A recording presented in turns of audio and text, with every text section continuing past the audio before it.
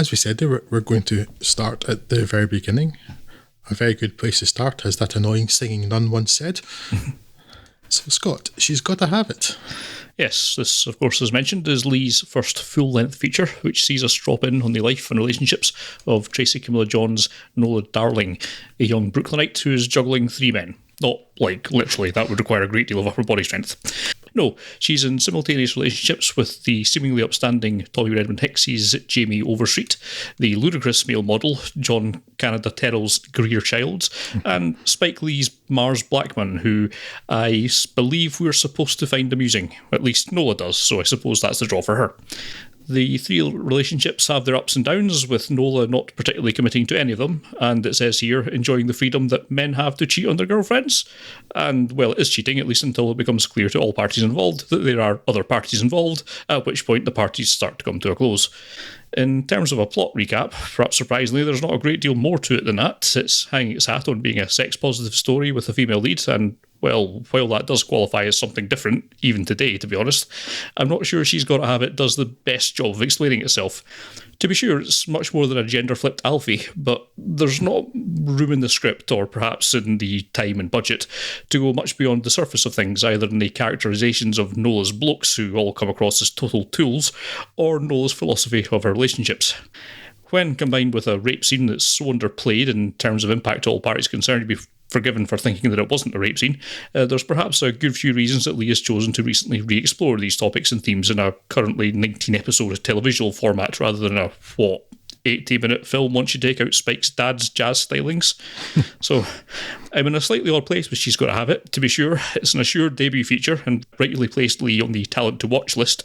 And while I'm already on board with the central message about the double standard on male and female promiscuity, as I'm sure are all the intelligent, discerning, open-minded and fresh-scented listeners of this podcast, I don't think that this film does a particularly great job of explaining that message for the Neanderthal sections of the audience, who, to be fair, were never going to watch this anyway. With a few ropey performances, I've perhaps got more niggles with this film than any other of Lee's work that we'll talk about in this series. But broadly speaking, I still rather enjoyed it, and I won't dissuade anyone from catching up with it, but it's perhaps not the best place to start your explorations of this catalogue. What do you make of it? Not an awful lot. I enjoyed it, but it didn't do a great deal for me. I got to the end of it and I was like, oh well, I'll watch that now, and it had some people in it who couldn't act. That's largely what I came away with it from. Like that's that actually, I think, I don't know if it's because they were are they amateur performers, or are they just sort of like less expensive performers because it's a filmmaker starting out without a big budget. But yeah, the acting is pretty rotten in the film. Yeah. There are definite points when Tracy Camilla Johns in particular is clearly reading her script. Yeah. That's a no-no. Yeah, I mean, I would forgive Bill Lee shows up at some point as, is it Nola's dad, I think, and is quite clearly reading off the cue cards. But that's fine. He's a musician. He's not really an actor. I'm sure he was just there because he's the only person that would do it for the minuscule budget that this was shot for. But yeah, when Spike Lee is giving you your best performance, that's not a good sign because he's not that great an actor. No. Just as a slight aside there, Scott, because I was going to mention it at some point, and we may as well do it now. You have given me the opportunity of it. Spike Lee has fortunately gone over the urge to give himself big roles in these films, yes. But it should be very much mentioned he is very much not Quentin Tarantino. He's considerably higher caliber of an actor than Quentin Tarantino, whose presence in his own films tends to bring the thing to a juddering halt. Yes. In this case, in the second film we're going to talk about, I think he's actually really good. Perhaps in Malcolm X, it's where he's least effective, but he's not always awful.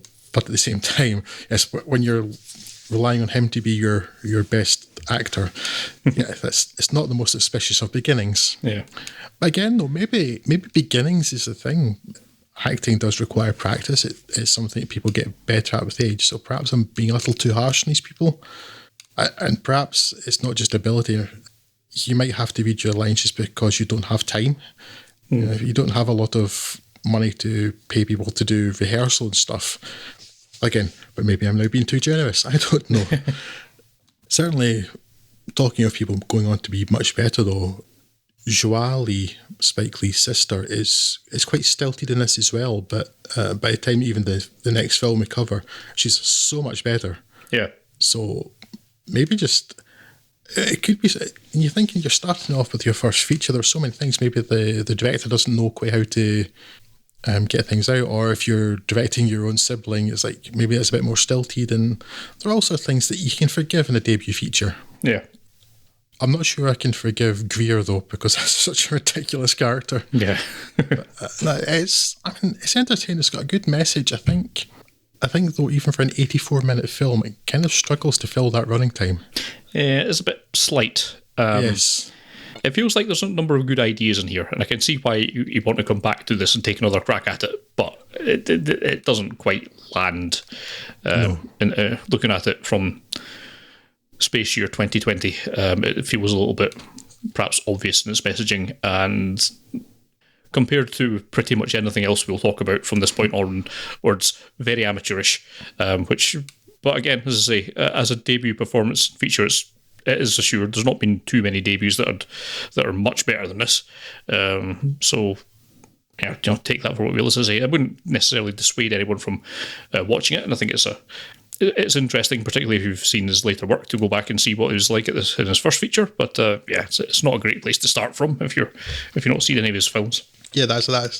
I'll just slightly rearrange your words there, Scott, and like see his later work and then go back and look at it. Yeah, interest. It's like it's selling out the place to start.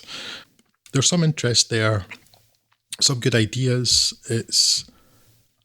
I do actually quite like the use of colour in it. There's one moment where it becomes colour, and that's actually quite striking.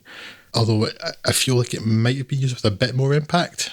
But I quite like that. He's clearly experimenting with things, finding his feet as a director, and perhaps even as a scriptwriter too.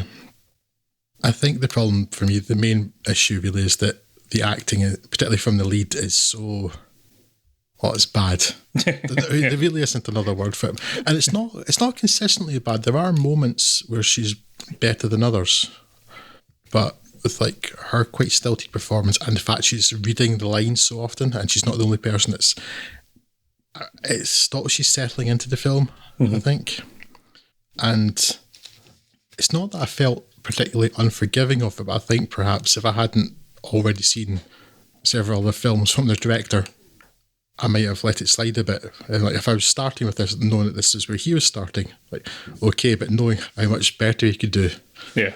Yeah, it's the only other thing. This is neither a criticism nor praise. I thought it was kind of strange, and I'm curious to know whether you felt anything similar.